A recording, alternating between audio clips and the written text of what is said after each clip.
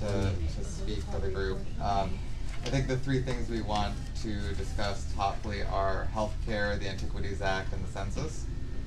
Healthcare, you know, he's been pretty vocal on Twitter. We know where he stands. Keep it up, recruit, you know, don't stop. The Antiquities Act. Can I ask a question sure. on that? My understanding from watching something today was that they only need a 51% or 51 vote, not a 60 on that healthcare thing. Is that true?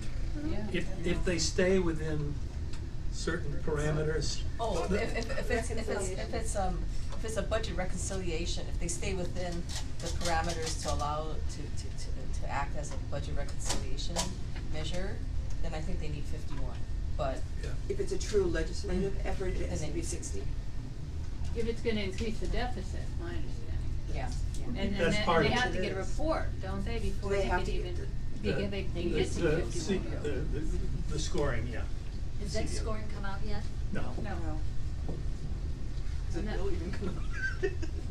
Are they gonna let But it that's come why out? it was so important to them to have it be a saving, a money saving, so the they don't have to tax. get 60 votes, they can get 51 votes. Oh my I understand. gosh. Partly, also, I think, as I understand it, they're trying to reduce spending through the new Healthcare Act so that they can shift it over toward tax cuts. Yeah, there was an article in the Sunday New York Times, I think in the review section, the Saturday Review or Sunday Review, that was kind of explaining, or at least arguing that this is a tax bill really much more than it's a healthcare bill, and that in order to create a sort of net even, you have to have these whatever billions of dollars of tax savings in the healthcare bill in order to then push through an outrageous tax bill afterwards, through a non-reconciliation, or through a, I guess, through a reconciliation process.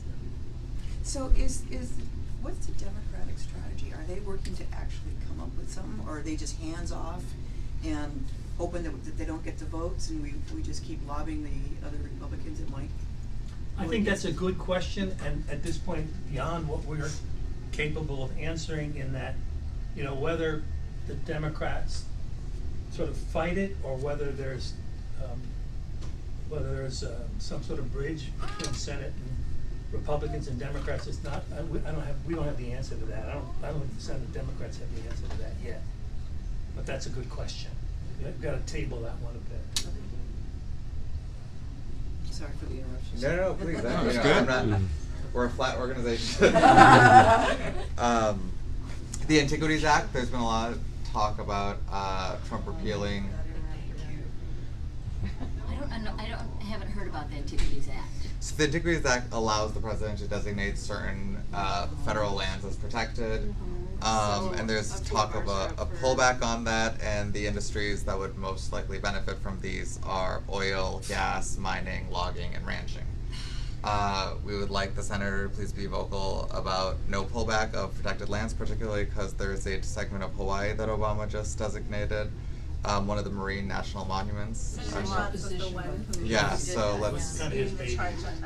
so let's protect that. Yeah, awesome. Thank you.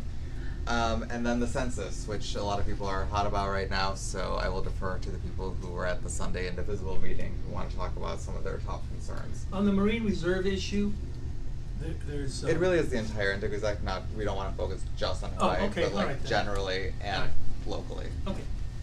But what? Well, can you I didn't, yes, yeah. go ahead and say Please. Well, even for the whole issue, but of course we have a localized concern for the Marine Reserve here. But there's a process that's being put in place by the current administration for public to respond to these different proposals. And we were going to try to put something together for you today in case you wanted to make input. It's actually a public formal, we're calling it a formal public comment period. But we thought we would wait a week because it's a little unclear for two reasons. One, it's a little unclear what the process is, and number two, you can't submit anything in any earlier than May 12th anyway. Well, there are actually two processes involved, right? Because Bears Ears is being treated differently than everything else that is being considered. So Bears Ears requires a report. That's a. This is the Utah one, yeah. Yeah, right. It requires a report back to the president by, within 45 days of the signing of the EO, which was April 26th. For everything else, for the other monuments that are over 100,000 acres in size, we have 120 days. So what Chuck is talking about is the opening of the comment period for everything else. Great, that would be so great to know how to do that. We'll try to get a little more information, and as we understand it, there's actually 2 streams for the comments. Yeah, so the EO also requires the Secretary of the Department of Interior to consult with various other departments that are involved, defense, commerce, other agencies, and as well as tribal leaders, governors, and so our understanding is that for Papahanaumokuakea, Commerce is going to be giving NOAA the lead within the agency to handle the comments from the commerce perspective. So that's what Chuck is talking about, is that we're in the process of putting all of that together, as well as some talking points, so to help people prepare comments. That would be really, really wonderful. So another week or so. And will some Hawaiian organizations be informed of OHA and so that we can give them We're already engaged with all of that. Okay, great. OHA was actually one of the stewards involved with Papa, so they have an ongoing interest in it. So do a lot of environmentalists. I mean, we'll have some. So the 350.org, is Foundation. there anybody here from 350.org today? Because they're our environmental. Well, we'll get the material together, and you have the email address, and then she sends it out. So we'll work on that over the next week. So. I had one thing. As long as we were talking about the environment, I very much appreciate Senator Schatz's bill that he is co-sponsoring on climate change and clean energy. That he, I mean, I'm not sure how far it will go, but I really think it's the most important issue of our times right now. So I really appreciate his work on that. Yeah, and he's you know, extremely outspoken on Paris Accord and what the administration plans to do there. It's not clear right now, but he'll continue to be an advocate. Yeah, I know on he's that really issue. out there on that. I really like that. So I'd like to talk about the census. The 2020 census. Well, I'll tell you something about Go it. ahead. That's why we're here. That's the whole purpose of this group, right? So my name is Ray Markey, and I'm part of Indivisible. And on Sunday, in our Sunday Indivisible meeting, we spent a lot of time talking about the census. And just as the FBI director was fired today, so was the census director.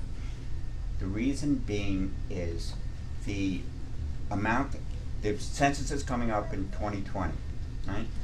States get their individual representation based on the amount of people that are counted. Right. States get block grants, states get all sorts of money based on the number of people that are there, based on the individual groups that are there. The funding has already is being cut. They haven't set up their offices. They haven't hired all the people that they need to count. They're thinking about putting in something on the census form which would say you have to say what your status is. So if you're a citizen, you put down your citizen. If you're not a citizen, A new requirement. And that's a new requirement. Why? So people won't fill out the form. They will not fill out the form if they have to put down that they're not a citizen. Right? So essentially it's an operation to suppress the vote. That's what it is. For major cities, and also for a place like Hawaii, which has a lot of different people from different areas of the world who are not American citizens, if they're undercounted, we're underfunded. This is a total right-wing Republican operation. So we should be on top of it right now. We gotta fight. This is like one of those things that sort of goes underneath the radar screen. It's going to determine who the next House is in 2020. It's going to be determined how much federal funding all the cities and states get. So we would like Senator Schatz to be on top of this. Democrats in the Senate are. I've recently seen, I'm trying to remember if there were letters or if they were probes requests, but I've seen some traffic on census issues. Doesn't it come under commerce? Yeah, so I've seen, God, I wish I could I thought remember the that someone details of said what I Senator saw. Schatz was on a committee that. Commerce. Yeah, Yeah. but I've seen some letters and probes requests, or probes requests on the census. Okay. Isn't it So true yeah, that- you're right, I mean, you're Thank you for absolutely bringing right, it up. census is. And isn't it through the census that the gerrymandering is done Yeah. with, Mhm. and I mean, whoever came up with that system, and how can we reclaim, you know? I mean, I've read about it historically and whatnot, but Right. it's very upsetting how they've been able to manipulate the districts to, you know, gain their votes, and how can that be changed? Well, Democrats have done it as well. Everyone does. Thank you for putting that on Yeah. the Yeah. radar Right. screen. Alright, if anyone doesn't have anything else, I would like to try to keep us to the 20-minute increments, Okay. for Okay. office. Oh, perfect. Oh, Um, okay. Okay. We're good, we got Are we it, all good? we got the messages. Alright, we'll see you next Clearly Tuesday. delivered. Okay. With that Thank handout, you. please, Thank if you you very could. much. With all the Thank you. news Very today, you got a appreciate lot it. on your plate. Yeah. The senator has a lot on his plate.